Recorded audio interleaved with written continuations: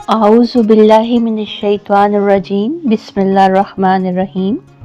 आज यहाँ पर नबी करीम सल्लल्लाहु अलैहि वसल्लम के जिस खूबसूरत नाम की तौसीफ़, फ़जीलत और सना बयान करने की सादत हासिल करेंगे, वो नाम मुबारक है नबी सल्लल्लाहु अलैहि वसल्लम।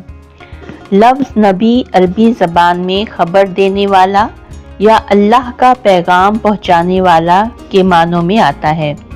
कुरान और हदीस में नबी अकरम सल्लल्लाहु अलैहि वसल्लम को इस लक़ब से बार बार पुकारा गया, जो आपकी अज़मत, फ़जीलत और मकाम की निशानदेही है। अल्लाह ताला ने आप सल्लल्लाहु अलैहि वसल्लम को तमाम अंबिया पर फ़जीलत दी। इरशाद रब्बानी है सूरतुल अहज़ाब आयत नंबर 40, मोहम्मद सल्लल्लाहु अलैहि वसल्लम तुम्हारे मर्दों में से किसी के वालिद नहीं, लेकिन वो अल्लाह के रसूल और तमाम नबियों के खातिम आखिरी नबी हैं। ये लक़ब आप सल्लल्लाहु अलैहि वसल्लम के मनसब नबूवत को ज़ाहिर करता है, जो तमाम नबियों के सरदार हैं। आप सल्लल्लाहु अलैहि वसल्लम की नबूवत क़यामत तक बाकी रहेगी और आपका पैगाम तमाम उम्मतों के लिए हिदायत है। अल्लाह ताला ने आप सल्लल्लाहु अलैहि वसल्लम को नबी रहमत फरमाया। इरशाद रब्बानी है सूरतुल अंबिया आयत नंबर 107, और हमने आपको तमाम जहानों के लिए रहमत बनाकर भेजा। ये ज़ाहिर करता है कि नबी का लक़ब सिर्फ तबलीग दीन तक महदूद नहीं, बल्कि आपकी ज़ात सरापा रहमत है। अहदीस में आप सल्लल्लाहु अलैहि वसल्लम को नबी के मुख्तलिफ अलकाब से पुकारा गया। रसूलुल्लाह सल्लल्लाहु अलैहि वसल्लम ने फरमाया, मैं तौबा का नबी हूँ और मैं रहमत का नबी हूँ। ये हदीस मुबारका मुस्लिम शरीफ में 1162 नंबर पर दर्ज है। इस हदीस में नबी का लक़ब दो खूबसूरत इजाफ़ों के साथ आया, जो ज़ाहिर करता है कि आप सल्लल्लाहु अलैहि वसल्लम गुनाहगारों को माफ़ी की बिशारत देने वाले और तमाम जहानों के लिए रहमत हैं।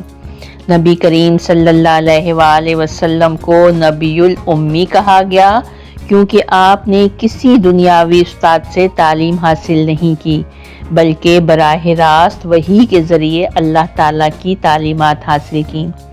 आप सल्लल्लाहु अलैहि वसल्लम को नबी मुकर्रम कहा गया, क्योंकि आपको तमाम मखलूक़ात में सबसे बुलंद मकाम अता किया गया। आप सल्लल्लाहु अलैहि वसल्लम को नबी मुरसल कहा गया, क्योंकि आपको दुनिया के तमाम इंसानों और जन्नात के लिए रसूल बनाकर भेजा गया। वाक़या मिराज नबी करीम सल्लल्लाहु अलैहि वसल्लम के मकाम और लक़ब नबी की शान को ज़ाहिर करने वाला एक अजीम मौजज़ा है। जब कुफ़ार मक्का नबी करीम सल्लल्लाहु अलैहि वसल्लम को झुठला रहे थे और आपको हर तरह से तकलीफ़ पहुंचा रहे थे, अल्लाह ताला ने अपने महबूब नबी सल्लल्लाहु अलैहि वसल्लम को आसमानों की सैर कराई और वो मकामात दिखाए जो किसी और बशर ने नहीं देखे। एक रात जब आप सल्लल्लाहु अलैहि वसल्लम खाना काबा के करीब आराम फरमा रहे थे कि हज़रत जिब्राईल अलैहिस्सलाम तशरीफ़ लाए और बुर्राक एक आसमानी सवारी लेकर आए। आप सल्लल्लाहु अलैहि वसल्लम ने बुर्राक पर सवार होकर बैतुल मुक़द्दस मस्जिद अक़सा का सफ़र किया। वहाँ तमाम अंबिया इकराम अलैहिस्सलाम पहले से मौजूद थे और तमाम अंबिया ने आप सल्लल्लाहु अलैहि वसल्लम की इमामत में नमाज अदा की। इससे ज़ाहिर होता है कि आप सल्लल्लाहु अलैहि वसल्लम नबियों के इमाम हैं। फिर नबी करीम सल्लल्लाहु अलैहि वसल्लम को आसमानों पर ले जाया गया, जहां आप सल्लल्लाहु अलैहि वसल्लम की मुलाकात मुख्तलिफ अंबिया अलैहिस्सलाम से हुई। हर आसमान पर एक नबी ने आपका इस्तकबाल किया, लेकिन जब आप 7वें आसमान पर पहुँचे तो हज़रत जिब्राईल अलैहिस्सलाम ने कहा, ए अल्लाह के नबी, अब मुझे आगे जाने की इजाज़त नहीं। अगर मैं एक कदम भी आगे बढ़ा तो जल जाऊंगा, लेकिन आप जा सकते हैं, کیونکہ آپ وہ ہیں جنہیں اللہ نے سب سے اعلیٰ مقام عطا کیا ہے۔ پھر نبی کریم صلی اللہ علیہ وآلہ وسلم سدرۃ المنتہا تک پہنچے، جہاں اللہ تعالیٰ نے آپ سے براہ راست گفتگو فرمائی۔ وہاں نماز کا تحفہ دیا گیا، جو امت محمدیہ کے لیے سب سے بڑی نعمت ہے۔ یہ واقعہ اس بات کا ثبوت ہے کہ نبی کریم صلی اللہ علیہ وآلہ وسلم کا مقام تمام مخلوقات میں سب سے بلند ہے۔ اللہ تعالیٰ نے آپ کو وہ مرتبہ عطا فرمایا جو کسی اور نبی یا فرشتے کو نصیب نہیں ہوا۔ آپ صرف نبی ہی نہیں بلکہ سید الانبیاء ہیں، یعنی تمام نبیوں کے سردار۔ صحابہ کرام کے نزدیک نبی کا لقب محض ایک خطاب نہیں بلکہ ایمان، اطاعت، محبت اور قربانی کی انتہا تھا۔ ان کے دلوں میں نبی کریم صلی اللہ علیہ وآلہ وسلم کی وہ عظمت تھی کہ ان کے حکم پر اپنی جانیں، مال اور گھر سب کچھ قربان کرنے کو تیار رہتے۔ ان کے لیے نبی کا مطلب وہ ہستی تھی جو دنیا اور آخرت میں سب سے زیادہ محترم، سب سے زیادہ قابل اطاعت اور سب سے زیادہ محبوب تھی۔ جب صلح حدیبیہ کے موقع پر حضرت عثمان غنی رضی اللہ تعالی عنہ کو مکہ بھیجا گیا اور یہ افواہیں پھیل گئیں کہ انہیں شہید کر دیا گیا ہے، تو نبی کریم صلی اللہ علیہ وآلہ وسلم نے درخت کے نیچے صحابہ سے بیعت لی۔ یہ بیعت رضوان کہلائی، جس میں صحابہ نے کہا، یا نبی اللہ، اگر آپ حکم دیں تو ہم مکہ میں داخل ہو کر اپنی جانیں قربان کر دیں۔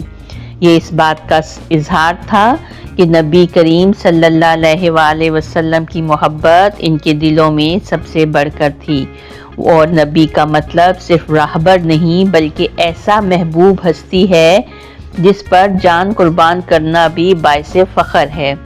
فتح مکہ کے موقع پر جب نبی کریم صلی اللہ علیہ وآلہ وسلم خانہ کعبہ میں داخل ہوئے اور فرمایا کہ اذان دی جائے، تو حضرت بلال رضی اللہ تعالی عنہ کو حکم دیا گیا۔